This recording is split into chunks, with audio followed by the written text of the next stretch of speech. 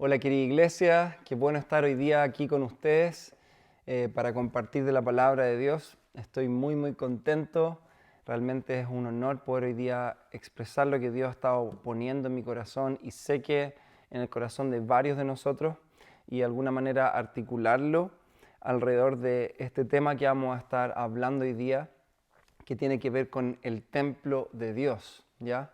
Quiero hoy día que podamos hacer un recorrido a través de toda la palabra, así que ten tu Biblia lista ahí porque vamos a ir por muchas escrituras viendo cómo Dios establece su templo en la creación en medio nuestro y cuál es el propósito y la intención de Dios en esto, en el templo que Él quiere establecer en la tierra. Y quiero que podamos hacer juntos esto con la finalidad de dimensionar primero el corazón y la intención de Dios hacia nosotros, hacia su pueblo, que es algo realmente cautivante. A mí me ha cautivado muchísimo entenderlo y también entender el propósito que esto tiene para con el mundo y nuestro propósito hacia el mundo como pueblo de Dios. Así que vamos a comenzar y vamos a comenzar por el libro de Génesis. Vamos a ir al comienzo de todo, el libro de Génesis, y vamos a leer juntos de la NBI, Nueva Versión Internacional, el capítulo 1 de Génesis, del versículo 1 al 3. Dice lo siguiente: Dios en el principio creó los cielos y la tierra. La tierra era un caos total. Las tinieblas cubrían el abismo y el Espíritu de Dios se movía sobre la superficie de las aguas. Y dijo Dios que exista la luz, y la luz llegó a existir. Lo que estamos viendo acá es el comienzo del relato de la creación, cuando había completo caos en el universo, en la tierra. El Señor miró esto y vio que no estaba bien, había que traer orden, vida, luz a la creación. Y ahí quiero contarte algunas cositas que me han parecido muy interesantes ir descubriendo en este tiempo al estudiar un poco más de la palabra, entender un poco cómo funciona la Trinidad en este proceso creativo de la tierra, que me parece algo súper interesante, quizás no tan relacionado con el tema central del templo, ya vamos a llegar ahí, pero sí ver cómo es maravilloso cómo la Trinidad funciona, cómo actúa en el momento de la creación. Tenemos que entender de que acá Dios Padre, es quien ve este caos en la creación y ve que esto no está bien. Y Él tiene una intención y un diseño hacia la creación. Y Él es el que intenciona este cambio, esta creación, este acto creativo hacia la creación. Pero luego podemos ver, como está escrito acá, que el Espíritu de Dios se movía sobre la superficie de las aguas. Y esto es muy interesante porque he aprendido que donde el Espíritu Santo se está moviendo, sobre el caos que se esté moviendo, esta es una señal de que Dios va a hacer algo y quiere hacer algo ahí. Y luego vemos a la tercera persona, vemos a Jesús, y esto lo podemos ver en Juan, en el Evangelio de Juan capítulo 1, y lo podemos ver en un par de lugares más en la palabra, donde dice que Jesús es el verbo que crea, que da vida a todas las cosas. Así que es maravilloso ver cómo el Padre, el Hijo y el Espíritu Santo están funcionando juntos en este acto creativo. El Padre con la intención, el Espíritu Santo preparando y demarcando la tierra, y el Verbo, que es la palabra de Dios, Jesucristo, por quien todas las cosas, dice Juan, fueron creadas y por su voluntad existen, crea en conjunto con el Espíritu Santo todo. Y lo que estaba en un caos total viene a un orden, viene a vida. Así es como funciona la creación y cómo actúa la creación en Génesis y cómo seguimos viéndolo. Cuando vemos que Dios se está moviendo sobre alguien, incluso en un tiempo de orar, de ministrar a alguien, vemos el Espíritu Santo sobre alguien, y así se nos ha enseñado. Reconocer dónde el Espíritu Santo está moviendo es probablemente una señal de que el Padre tiene una intención sobre esa persona. Y desde ahí vamos hacia la persona, y cuando abrimos nuestra boca y profetizamos y declaramos las palabras de Dios sobre esa persona, estamos trayendo el verbo de vida, estamos trayendo la palabra de vida. Y esto trae vida y trae orden donde hay caos, el caos en nuestra salud, en nuestras emociones, en nuestra mente. Así que esta es la manera en la que el Señor sigue creando, y me parecía tan importante tan hermoso comentártelo para que puedas seguir meditando en esto. Ahora, quiero que vayamos a centrarnos en esto, lo que Dios está haciendo en la creación, y esto para mí es algo muy revelador, y lo escuché de un pastor, un teólogo, y para mí reventó mi cabeza, es que no solo estaba creando un lindo planeta donde iba a ser el hábitat, digamos, del ser humano, de ti y de mí, sino que Él estaba estableciendo su templo en la tierra. La gloria de Dios que podemos ver en el libro Apocalipsis y en varios lugares más, que está en los cielos, está extendiéndose, Dios la está extendiendo a la creación por medio del acto creativo y está estableciendo en la tierra un templo, un lugar donde su presencia ha de ser para siempre adorada, donde Dios estará y querrá y quiere habitar en medio de su creación. Su amor se manifiesta en su creación, Él quiere compartir de sí mismo y Él quiere tener comunión íntima con su creación. Isaías 66:1 nos dice que así dice el Señor: el cielo es mi trono y la tierra el estrado de mis pies.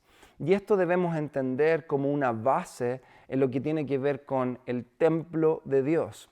Cuando Dios estaba creando el mundo, Él estaba estableciendo un lugar de descanso para su presencia, donde su presencia habría de reposar, su gloria, su Shekinah. El jardín del Edén, que significa el jardín del deleite de Dios, sería el lugar en la tierra donde todo su esplendor estaría presente, en perfecta comunión, ojo, atención a esto, y armonía con todo lo creado. Este es el diseño original, un lugar donde reposa la presencia de Dios en perfecta comunión y armonía con todo lo creado. No solo con el ser humano, sino que con toda la creación animal y vegetal. Este es el diseño original. Ahora quisiera que vayamos a Génesis 1:26. Dice, nuevamente en NBI, dice: y Dios consideró que esto era bueno y dijo: hagamos al ser humano a nuestra imagen y semejanza. Ahí vemos cómo Dios está operando nuevamente como una comunidad, como un grupo. Hagamos al ser humano a nuestra imagen y semejanza, en acuerdo, Padre, Hijo, Espíritu Santo. Dice que tenga dominio sobre los peces del mar, y sobre las aves del cielo, sobre los animales domésticos, sobre los animales salvajes y sobre todos los reptiles que se arrastran por el suelo. Esto es algo muy interesante, entender que cuando un templo es construido, el último elemento que se crea y se posiciona en ese templo es un símbolo que represente al Dios que ha de ser adorado en ese lugar. Entonces, cuando Dios, como Trinidad, como familia, como comunidad, han creado este lugar, este planeta Tierra, esta creación, y han establecido el jardín del Edén como el lugar central, como por ahí alguna vez escuché, como la catedral de adoración dentro de la tierra, donde su presencia habita en plenitud, en este lugar, en su creación, digamos, ya está establecido el templo con todo el marco, con todas las paredes, con todo lo general.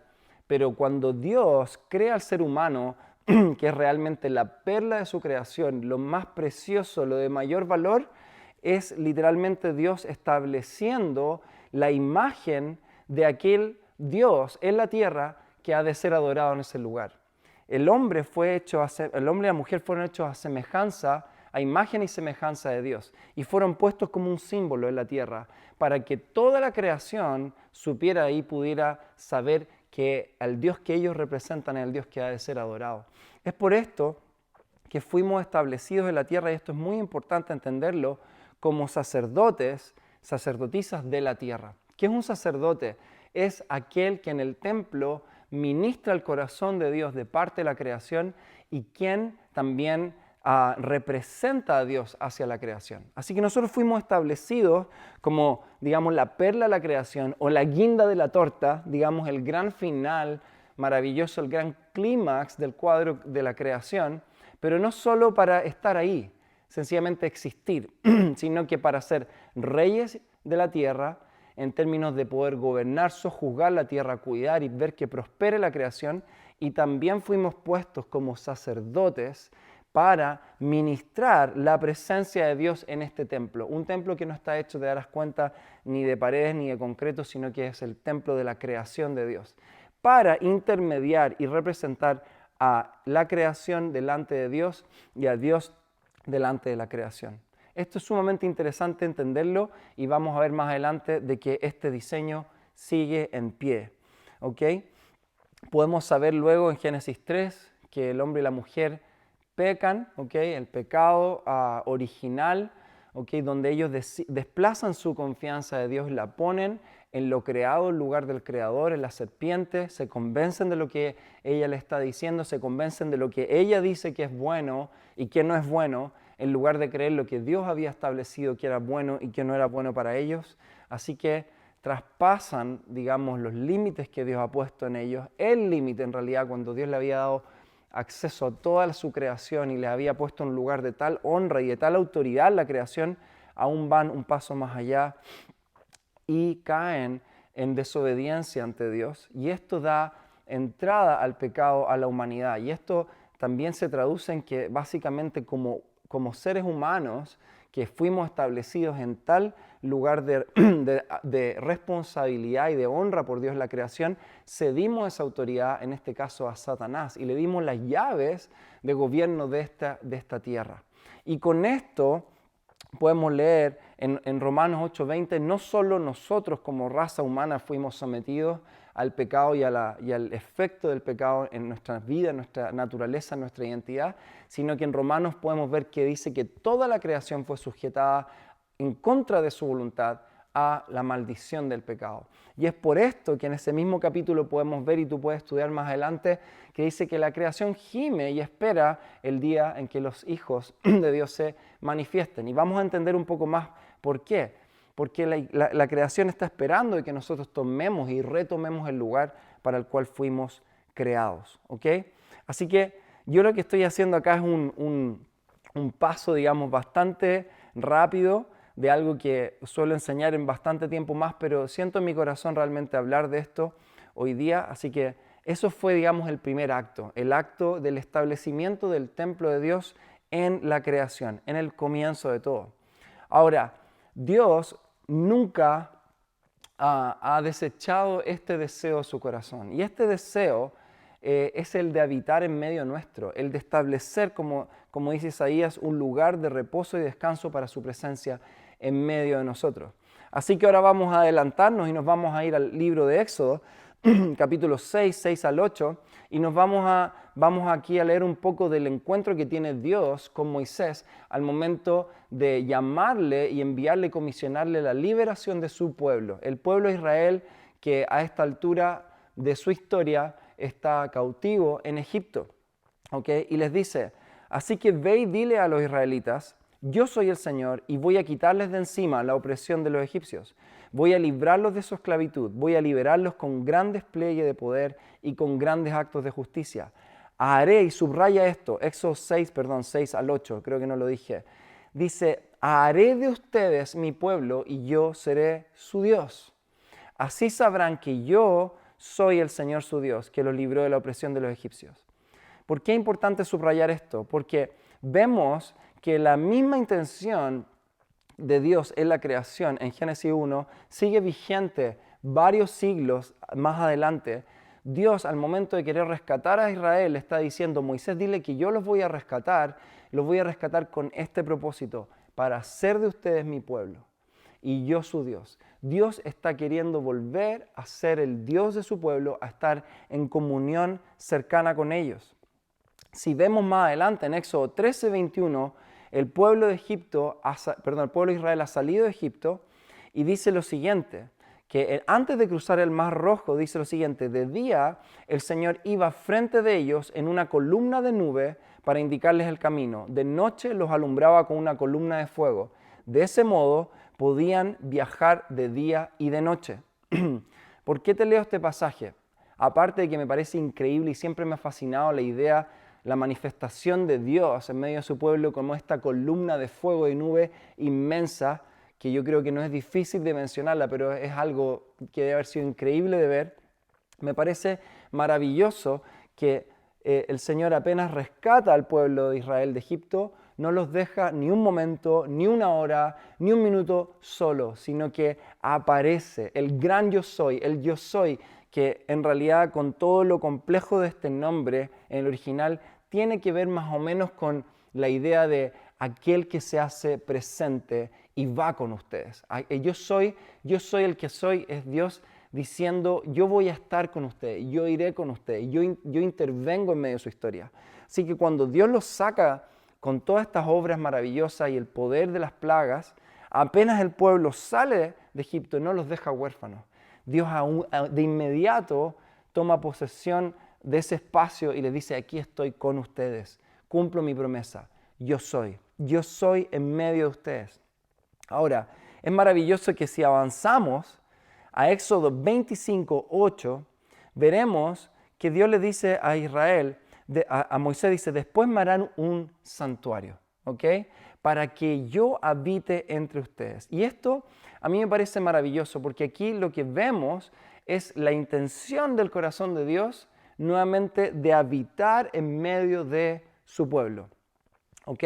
Si recordamos, Él quería habitar en medio de toda su creación, pero a raíz del pecado y a raíz del dominio que le dimos a Satanás, Dios ahora ha tomado este pueblo, el pueblo de Israel, para de alguna manera, o en realidad esto es para reconstruir y ir restaurando su diseño en la tierra, pero ahora a través de un pueblo, este pueblo escogido, el pueblo de Israel.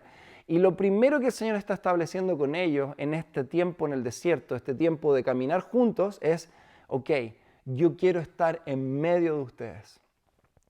Para mí, esta es mi interpretación, la columna de nube y la columna de fuego era de la declaración de Dios de yo estoy con ustedes. El yo soy está aquí presente. Sin embargo, Dios quería empezar a reconstruir poco a poco no solo la idea de que Él está con nosotros, sino que también la posibilidad de tener comunión. Aquella comunión perfecta que estaba tan presente en el jardín de Edén, entre el hombre y la mujer y Dios, que había sido destruida, hoy día estaba Dios queriendo restaurarla a través de, a través del tabernáculo, porque el tabernáculo sería un lugar donde no solo la presencia de Dios vendría, sino que también el pueblo podría ir. Y es aquí donde Dios establece un sistema litúrgico, si queremos llamarle así, sacerdotal, donde Dios establece sacerdotes que tomarían este rol de intermediar entre Dios y la santa presencia de Dios y el pueblo. Este sería el lugar de morada de Dios, este tabernáculo en medio de su pueblo. Y en realidad sería el primer establecimiento de un santuario, o de lo que después vamos a entender como más claramente como un templo, o como nosotros lo entendemos, donde la gloria de Dios reposaría en la tierra, que era el diseño original. Y esto sería la primera vez desde la caída del hombre en Génesis 3. Esto, ¿por qué lo resalto una y otra vez? Dios no se ha olvidado de su deseo. Dios no se ha olvidado de su deseo de habitar en medio de nosotros. Y eso me conmueve. Luego podemos ver a lo largo de la historia de Israel qué pasó con este templo. Luego que el pueblo de Israel entra a la tierra prometida, el tabernáculo, el arca del pacto establecida en la ciudad de Silo, y ahí estuvo varios años hasta que fue tomada en una guerra por los filisteos. Eso lo podemos ver en las escrituras, que fue tomada el arca, y lo que podemos ver luego en Crónicas es que en 1 Crónicas 15:28, cuando David es establecido como rey de Judá e Israel, él lo primero que hace es traer el tabernáculo, el arca, de vuelta al pueblo. ¿Okay? Él entiende que la prioridad de la nación es que la presencia de Dios esté en medio del pueblo. Esto lo podemos ver en 1 Crónicas 15:28, dice, así que todo Israel trasladó el arca del pacto del Señor entre gritos de alegría, toques de cuernos, de carneros y trompetas, el estrépito de címbalos y la música de arpas y liras. La famosa escena donde David está danzando delante del Señor en sus ropas interiores, etc. Pero básicamente es la alegría del pueblo luego de que el arca había sido tomada fuera y había salido, que representaba la presencia de Dios, hoy día volviendo a el pueblo de Israel, luego de 70 años en que el arca estuvo fuera. ¿Okay? La presencia de Dios estaba ahí en medio. David decidió ponerla en medio de Jerusalén y hacerla un poco más accesible, aunque tenía que haber un sistema de sacerdotes y levitas consagrados, aunque todavía la comunión no era plena entre el hombre y la presencia de Dios, sí vemos que hay como un levantamiento, hay un upgrade, porque David establece todo un sistema de adoración y de ministración a la presencia de Dios 24/7, donde hay personas ministrando la presencia de Dios 24 horas, 7 días a la semana. Y esto empezó a marcar la nación de Israel, a teñir la cultura de Israel y volverla realmente un pueblo centrado en la presencia de Dios. Y esto empezó a tener un efecto del que te quiero hablar también ahora. David, y vamos a leerlo ahora en Primera de Crónicas, avanzamos un poco 17, quiso ahora construir un templo para Dios, este que nosotros visualizamos como un templo. Dice acá, una vez instalado en su palacio, David le dijo al profeta Natán, aquí me tienes habitando un palacio de cedro, mientras que el arca del pacto del Señor se encuentra bajo una simple tienda de campaña. Paréntesis ahí, la verdad es que la expresión del arca ahí con el reinado de David probablemente era la más, lo voy a decir de esta manera, la más hippie, en el sentido de que era la más sencilla, quizás con algunas túnicas, algunos géneros, pero aún era más simple que la que había en medio de Israel, el templo del tabernáculo de Moisés en el desierto. Era algo muy sencillo que a mí personalmente me encanta porque habla de accesibilidad, habla de que realmente Dios, y eso lo vamos a comentar ahora, no estaba preocupado de las apariencias. Su corazón en el reinado de David estaba siendo tan, digamos, satisfecho y tan honrado porque el pueblo amaba y priorizaba tener la presencia de Dios en medio de ustedes, de ellos, ¿ok? Así que esto le dice David al profeta Natán, aquí estoy yo en un palacio como los reyes y Dios está ahí en esa tienda tan sencilla. Y Dios le dice a Natán, ve y dile a mi siervo David, que así dice el Señor, no serás tú quien me construya una casa para que yo habite.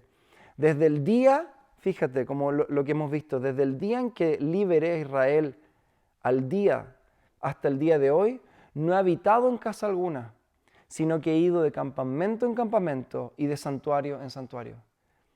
Yo la verdad es que nunca había tomado el peso de esta escritura, pero lo que yo veo aquí, veo el corazón de Dios diciendo, David, realmente yo siempre había pensado, ok, no solo es Dios diciéndole a David que Él no lo va a hacer, pero yo creo ver algo un poco más allá, Dios diciendo, la verdad es que no es necesario, no es necesaria esta casa o este templo.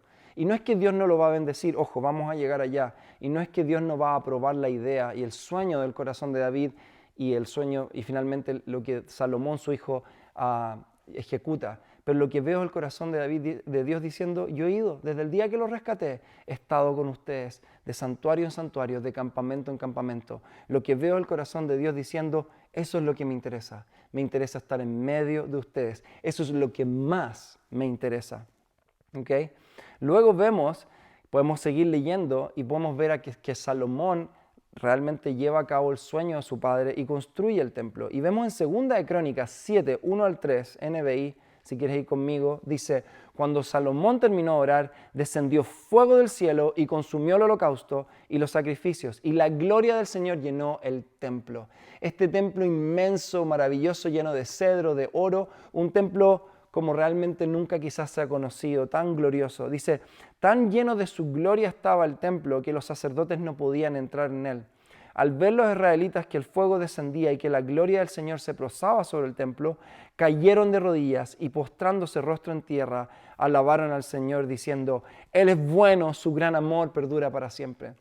Me encanta la reacción de los sacerdotes diciendo, Él es bueno, su gran amor perdura para siempre. Esta es la misma declaración que el pueblo de Israel había hecho cuando el arca había retornado a Jerusalén. Y es la declaración que están haciendo ahora. Básicamente están diciendo, gracias Dios, Dios es bueno porque Él ha bendecido esta obra que nosotros hemos construido con nuestras manos. Él ha decidido habitar. Yo creo, y esto personalmente mi interpretación, realmente creo que Dios bendijo ese templo porque no se trataba de cuán hermoso ese templo era, sino que se trataba del pueblo de Israel y de la cultura de adoración y de honra que había en ese lugar y del deseo de Dios de estar en medio de ellos. Y vio en su corazón, en la construcción de ese templo y en todas sus intenciones, vio también el deseo de su pueblo de que Dios estuviera ahí. Y él bendijo y vino con su presencia. A esta altura han pasado 3000 años aproximadamente desde la creación del mundo, cuando vemos el templo, primer templo per se de Salomón. Y vemos que el deseo de Dios, tanto como en la creación de habitar y de tener comunión con lo suyo, sigue estando vigente. Ahora, sabemos, y esto es aquí donde quiero que pongamos un poco la atención en lo siguiente, sabemos que en el reinado de David y en el reinado de Salomón, no solamente el pueblo de Israel se benefició por la presencia de Dios en medio de ellos, sino que la presencia de Dios prosperó al pueblo de tal manera y se empezó a, digamos, glorificar Dios a través de la nación de Israel. Y empezó a tener un impacto en las naciones. Y aquí es donde es importante que vayamos a Génesis 12:3. No hemos hablado, nos saltamos a Abraham y es muy importante ir a Abraham, que es el padre de la nación de Israel. Porque la promesa que Dios le hizo a Abraham fue esto: por medio de ti serán bendecidas todas las familias de la tierra. ¿Y por qué traigo esto? Porque el deseo de Dios de habitar en medio de su pueblo, de estar en medio de su pueblo Israel, no era tan solo con el propósito de beneficiar la nación de Israel, sino que a través de Israel, como les dije, restaurar su diseño original, que es restaurar el templo en toda la creación. Y esto significaba empezar a propagar el reino de Dios propagarse por medio de Israel. Dios quería glorificarse en medio de su pueblo, quería dar a conocer a las otras naciones también. Este es el propósito de Dios con Israel. No es solo bendecir a su nación, a su amada nación, sino que también glorificarse en la tierra y traer a las personas y atraerlas a Dios. ¿Ok? Recién hablaba con Tichi, él me explicaba realmente que Jerusalén estaba posicionado en un lugar tan estratégico en medio de dos imperios en ese momento. Entonces todo el comercio y todo el fluir pasaba por este lugar, pasaba por esta ciudad. Y Dios puso a Israel en esta tierra prometida con el propósito de bendecir a las naciones. Y esta promesa que Dios le hace a Abraham en el reinado de David y en el reinado de Salomón, sobre todo, la vemos en su máxima expresión histórica. Vemos el deseo de Dios de habitar en medio de su pueblo en máxima expresión dentro del antiguo pacto, dentro de un sistema limitado de adoración, pero ahí bien presente, y vemos también la máxima expresión de Israel siendo de bendición a las naciones. Tanto así que personas venían de todos los lugares a visitar a Salomón, a visitar el templo, a visitar la ciudad y a entender quién era este Dios, a conocer a este Dios.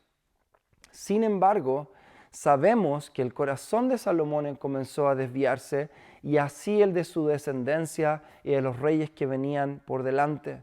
El corazón del pueblo de Israel se apartó de Dios, se apartó de este corazón.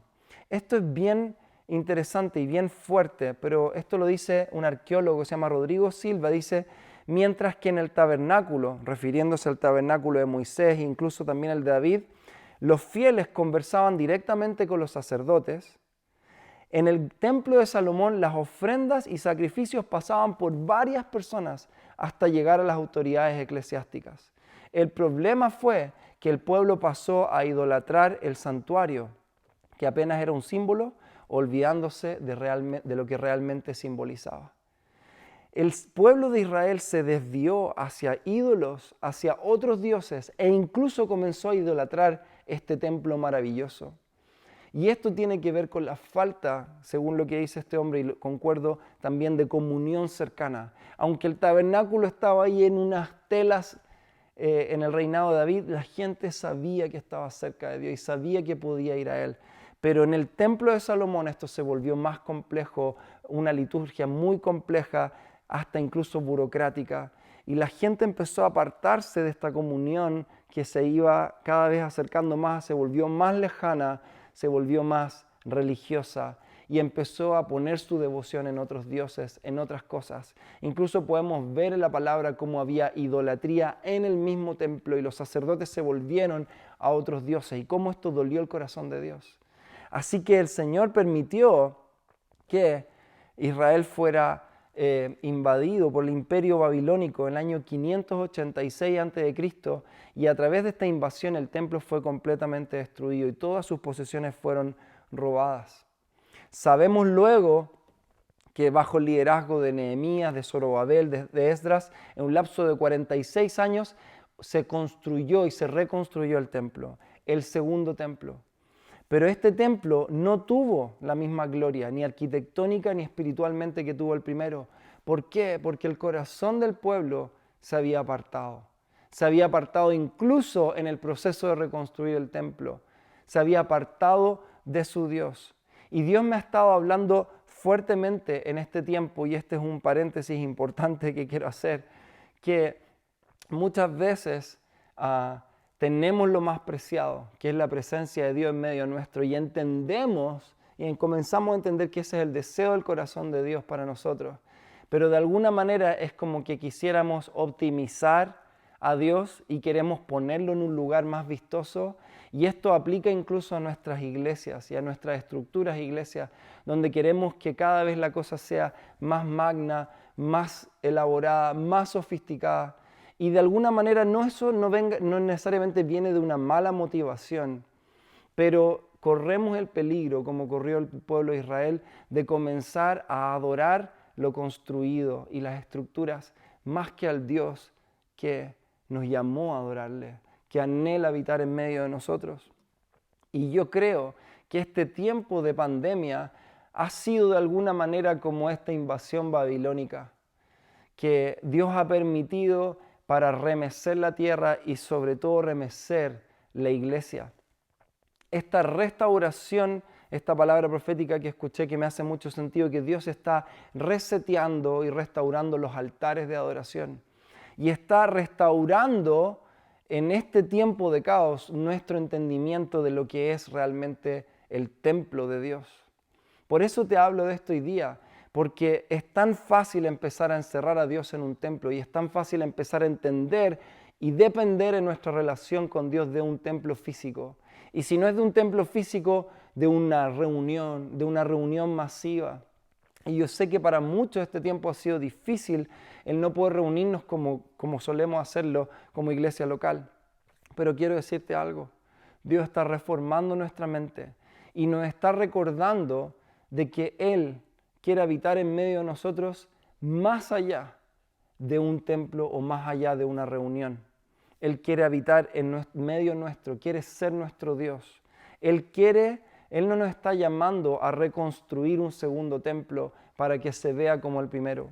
No creo que Dios nos está llamando a reconstruir ahora las cosas como solíamos hacerlas para poder volver a tener nuestras liturgias como la conocíamos. Creo que en este tiempo el Señor nos está llamando a entender que Él quiere habitar en medio de nosotros fuera de lo que nosotros entendemos como lo que es un templo, como lo que es la iglesia. Y por eso los minutos que me quedan quiero avanzar un poco más, porque seguir en esta historia, en este relato bíblico, luego de todo esto que te digo, de la destrucción del templo y todo este tiempo, entra el periodo más oscuro de la historia de Israel, 400 años de silencio se le llama, donde hubo muy poquito movimiento en lo espiritual, muy poquito, a excepción de aquí, algunos profetas, algunas voces que se levantaban, pero fue realmente un tiempo de desierto y de silencio espiritual. Pero Dios me ha hablado de esto, que antes de un gran mover, antes de una gran manifestación de su gloria, siempre hay un silencio, hay un preámbulo de silencio, tanto como en el Pentecostés que vino un ruido, ese ruido fue antecedido por un silencio, por una espera en oración, en devoción. Así que este silencio sería la antesala a la mayor manifestación de la gloria que en la tierra ha conocido de Dios, la del Mesías. Déjame leerte esto que dice un teólogo que se llama Derek Murphy. Dice: Israel vio la presencia manifiesta de Dios a través de símbolos de fuego y de nube, refiriéndose a la columna. Jesús es la revelación suprema de Dios. Su carácter, escucha esto, eclipsa los símbolos del Antiguo Testamento. En Jesús vemos la naturaleza y el carácter de Dios. Y su ministerio en la tierra fue salpicado con momentos que revelaron su gloria. Todo esto que hemos leído hasta ahora son salpicones de la gloria de Dios. Pero el clímax de su gloria fue revelado en su vida y en la humillación de la cruz. Jesús vino a eclipsar todas las manifestaciones previas. No que no fueran gloriosas, pero Él vino a ser la gloria de Dios en medio de nosotros. Emmanuel, Dios con nosotros. Y rápidamente quiero explicarte esto. Quiero explicarte que el libro de Hebreos es el mejor libro donde tú puedes entender esta figura. La figura de, primero que todo, Jesús como el nuevo sumo sacerdote. Recuerdas que nosotros fuimos establecidos como sacerdotes de la creación. Entregamos ese poder. Por eso es que luego, cuando Dios empieza a restaurar esto en medio del pueblo de Israel, se establecen sacerdotes en medio de Israel. ¿Okay? Ahora Jesús vino a ser el sumo sacerdote enviado por el cielo. Él vino a ser también el perfecto sacrificio. ¿Recuerdas que en lo que el Señor demandaba para tener comunión con Él, había que sacrificar animales que eran sacrificios expiatorios por el pecado y por el mal del pueblo? Jesús vino a ser Él mismo y a tomar el lugar Él mismo del sacrificio requerido, necesario por el pecado de la humanidad. Y Jesús también vino a ser el templo de Dios en medio de nosotros. Déjame leerte un par de escrituras. Hebreos 9, 11 al 12. Dice: entonces Cristo ahora ha llegado a ser el sumo sacerdote por sobre todas las cosas buenas que han venido. Él entró en ese tabernáculo superior y más perfecto que está en el cielo, el cual no fue hecho por manos humanas, ni forma parte del mundo creado. Cuando Jesús es sacrificado y muerto en la cruz, Él mismo como sumo sacerdote se presenta a Él mismo como el sacrificio delante de este tabernáculo. Y no se refiere al tabernáculo del templo, en ese caso el segundo templo físico de Israel, sino que al templo del trono de Dios. Él se presenta a sí mismo delante del Padre, y el Padre ve este sacrificio y lo acepta como un sacrificio agradable. Por eso dice: con su propia sangre, no con la sangre de cabras ni de becerros, entró en el lugar santísimo una sola vez y para siempre, y aseguró nuestra redención eterna. Él vino a ser el sumo sacerdote, vino a ser el sacrificio perfecto y vino a ser el templo.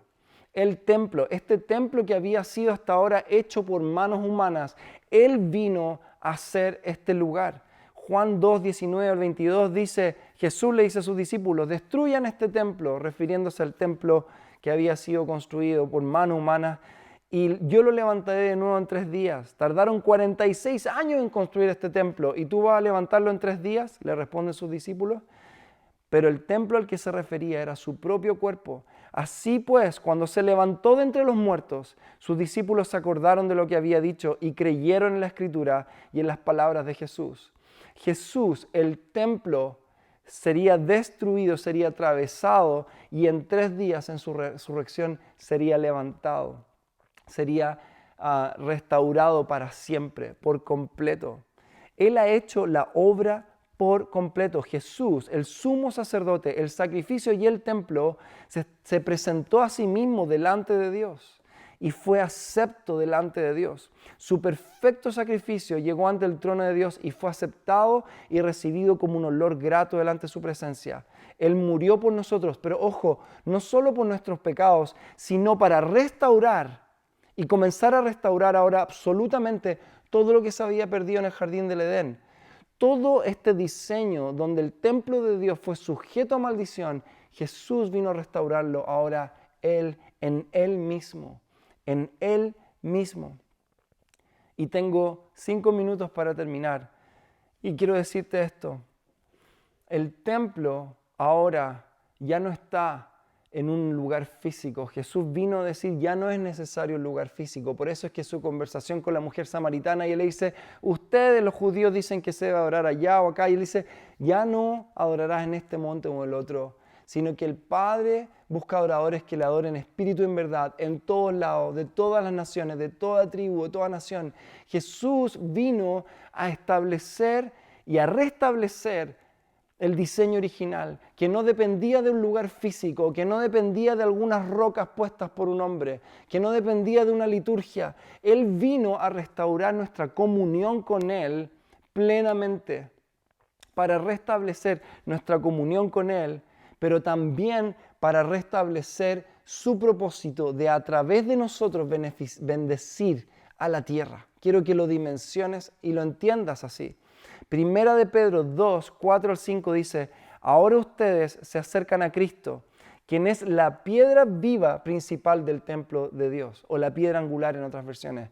Esta piedra es como un arco que se pone entre medio de los pilares y sujeta todos los ángulos de un edificio. Él vino a ser esta piedra principal, esta piedra que fue desechada por los hombres. La gente lo rechazó, pero Dios lo eligió para darle gran honra. Y ustedes son hoy día las piedras vivas con las cuales Dios edifica su templo espiritual. Jesús vino a ser puesto a establecer una piedra, a ser establecido como una piedra angular para que alrededor de él, cada uno de nosotros, vamos siendo pequeñas piedras que vamos construyendo un templo espiritual. Este templo espiritual ya no está sujeto a un espacio físico, un espacio geográfico, no está sujeto a un estatus social o a una cultura determinada. Está en donde Cristo esté. En cada corazón donde Cristo habita, ahí está construyéndose y restaurándose este templo en la creación. Puedes ver la imagen de Edén siendo reconstruida ahora, este templo, pero no en un edificio, no en un lugar aquí o allá, sino que alrededor de toda la tierra. Además dice, son sacerdotes santos, dice esta misma escritura. ¿Se acuerdan que fuimos establecidos como sacerdotes? Pedro nos está diciendo, ahora ustedes son el templo, pero también ustedes son los sacerdotes. Por la mediación de Jesucristo, ustedes ofrecen sacrificios ahora de animales, no, sacrificios espirituales que agradan a Dios. Déjame decirte algo, en ti hoy día Dios está reconstruyendo su jardín del Edén, su lugar de deleite. Cada vez de que tú decides adorarle en intimidad o en comunidad, el jardín del Edén es restaurado en medio de la oscuridad y la presencia de Dios viene a descansar. Por eso es que su gloria reposa y Él habita en medio de la alabanza de su pueblo. Aquí, en un parque, en cualquier lado, su presencia viene en este templo espiritual que somos tú y yo. Y quiero mostrarte cómo termina esta historia. Apocalipsis 5, 9 al 10. Dice, y entonaban este nuevo cántico, digno eres de recibir el rollo escrito y de romper sus sellos, porque fuiste sacrificado y con tu sangre compraste para Dios gente de toda raza, de toda lengua, pueblo y nación, y de ellos hiciste un reino. Y los hiciste sacerdotes al servicio de nuestro Dios, y reinarán sobre la tierra. ¿Cuál fue el diseño original? Establecernos como seres humanos, como reyes para gobernar la tierra y sacerdotes para ministrar su presencia. Aquí el cielo está adorando a Cristo y está diciendo, por tu sangre, ¿sabes cuál fue el mayor recompensa de la sangre de Cristo? Fue que fuimos y ya hemos sido restablecidos a nuestro rol original. Reyes que reinaremos sobre la tierra. Tú y yo vamos a reinar sobre la tierra. Si Cristo reina en nosotros, reinaremos sobre la tierra, en la nueva tierra. Y ya estamos reinando por medio de su Espíritu Santo. Ya se escucha el sonido de la restauración de todas las cosas. Y también nos hizo sacerdotes al servicio de nuestro Dios. Quiero leerte la última escritura, Apocalipsis 21, 1 al 3. Este es ya el final del relato. Qué hermoso que sabemos cómo termina la historia. por muy oscuro que hoy día se vean las cosas, muy difíciles, sabemos cómo termina. Y dice, después vi un cielo nuevo y una tierra nueva, porque el primer cielo y la primera tierra habían dejado de existir, lo mismo que el mar. Vi además la ciudad santa, la nueva Jerusalén que bajaba del cielo, procedente de Dios, preparada como una novia hermosamente vestida para su prometido. Oí una voz que provenía del trono y decía, aquí entre los seres humanos está la morada de Dios. Él acampará en medio de ellos y ellos serán su pueblo. Dios mismo estará con ellos y será su Dios. El deseo de Dios siempre ha sido el mismo y esto a mí me humilla en amor y en asombro. Él quiere habitar en medio de nosotros y tú y yo hoy día somos estas piedras vivas en el cual Él reposa y habita en medio nuestro. Y este templo se está reconstruyendo hasta llegar a este cuadro donde este templo será reconstruido en toda tribu y toda nación, alrededor de todas las naciones del mundo, y Dios volverá a habitar en medio de nosotros como lo hizo en el jardín del Edén. Así que no olvidemos esto y no olvidemos que el propósito de Dios es a través de nosotros, como su pueblo santo, también es beneficiar y bendecir a las naciones. Así que creo que Dios quiere hablarnos de esto porque no se trata de esperar cuándo vamos a volver a juntarnos en el Marriott, aunque eso obviamente que lo extrañamos y lo anhelamos. Y sabemos que el Señor nos irá dando nuevas estrategias de cómo reunirnos y cómo hacer vida en comunidad. Se trata este tiempo de volver a entender lo esencial. No se trata de un edificio, no se trata de una reunión masiva, no se trata de tocar música en un escenario. Se trata de que tú y yo somos templo del Dios viviente. Él encuentra placer, Él encuentra descanso en nuestros corazones y a través de nosotros Él quiere cumplir y seguir cumpliendo su promesa que le dio a Abraham, bendecir por medio nuestro a todas las naciones de la tierra. Te dejo todo esto, yo sé que fue harto, pero para que lo puedas reflexionar, meditar y realmente Dios reforme en nuestra mente respecto a qué es ser verdaderamente un templo de Dios. Dios te bendiga, vamos a tener un tiempo para adorar ahora. Chao.